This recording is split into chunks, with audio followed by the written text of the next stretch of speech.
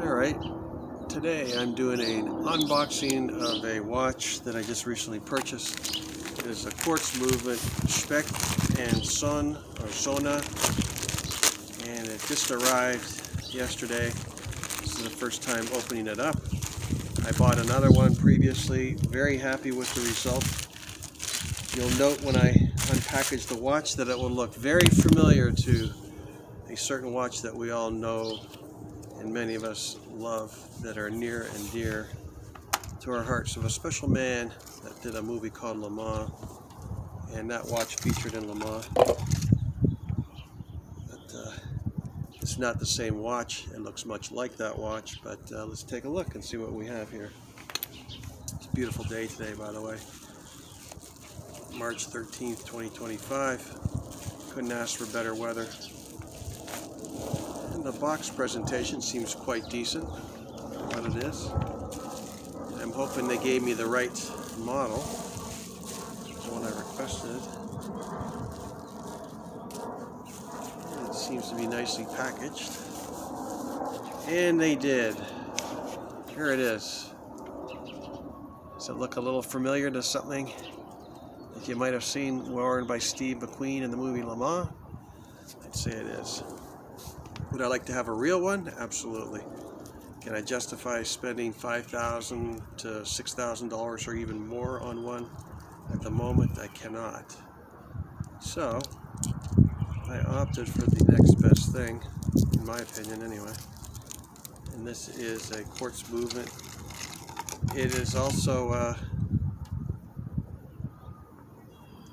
Seiko movement inside the watch, which is a fairly decent and reliable movement from my understanding. It has a nice deployant clasp you can see here, which I have not set up yet, obviously, because I just got the watch. Let's see what time we have here.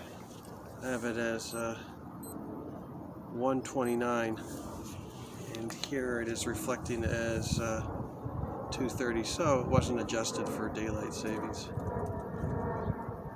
So let's adjust this watch. It looks like it's got just a pull out, it's an unwind, it's an unscrewable crown.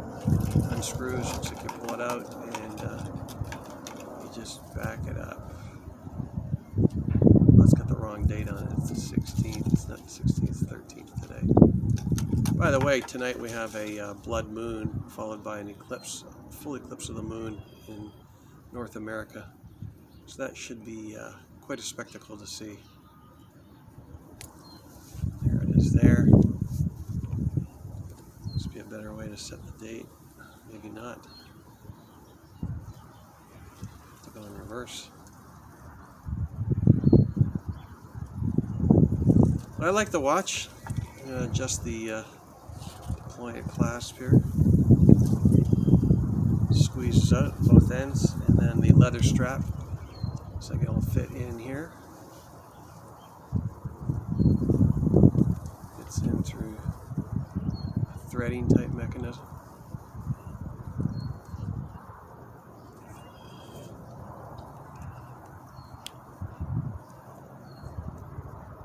Goes in this way, I suppose.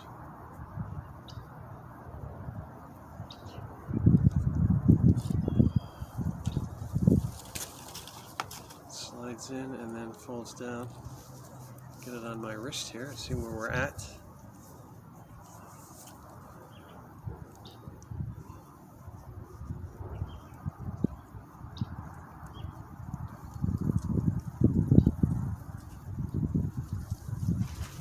On backwards. Unfortunately, it's not the right way.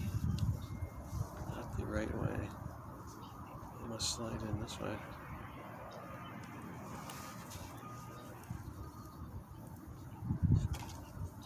Interesting.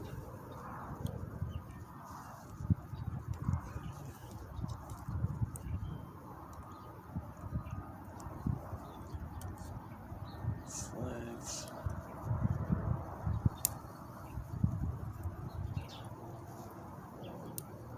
Screwing it up. Probably should do a retake on this, shouldn't I? I'll have to figure it out later. Did it right on the first one. This one seems to be baffling me for a moment. Not sure why, but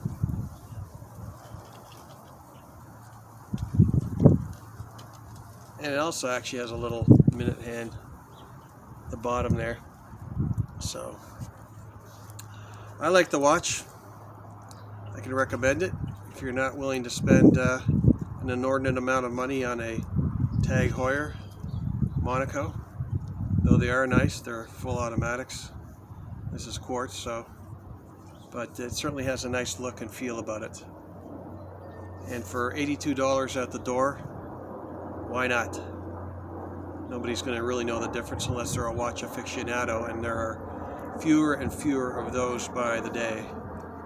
So watches seem to be a dying interest for some reason. Probably because of all the computers and people use their phones, and they can't be bothered. They cannot be bothered to buy a watch. It's basically the only really jewelry a man can get away with wearing, I'd say.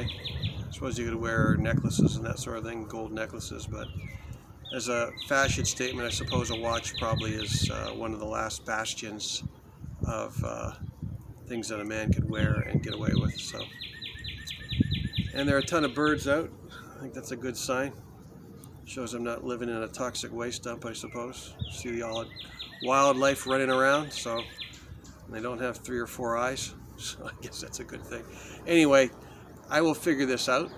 The deployant clasp, which is a nice clasp. This is apparently stainless steel too.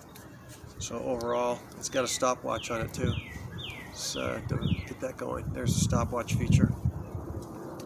A little red minute hand going.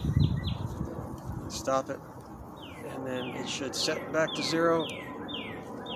And it does. Everything seems to be working fine on the watch, and I think I'm going to enjoy this significantly. Wear it out, and I won't have to worry about scratching it up because it was a very small investment. Most of the investment is in this thing here, the house, and a couple other cars that are in the garage. So that's where the money really gets spent.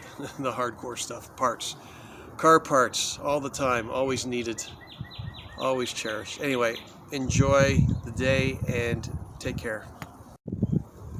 As an addendum, I figured out the clasp. It goes in this way. So you slide the leather strap in like that. And what threw me for a loop was the insignia there. I thought that would be something that would be faced up, but it's not. So you slide the leather in, and then you pinch down on it like that. And then the clasp closes like that. And it has 2 little clips here to reopen it. So there it is. Let's try it on for size. Of course, the size can be perfectly adjusted based on your wrist size. The watch wears a little bit large, but it seems to fit pretty decently on my wrist. It's got quite a presence to it. All right, over and out. Richard L. Slager signing off. Take care.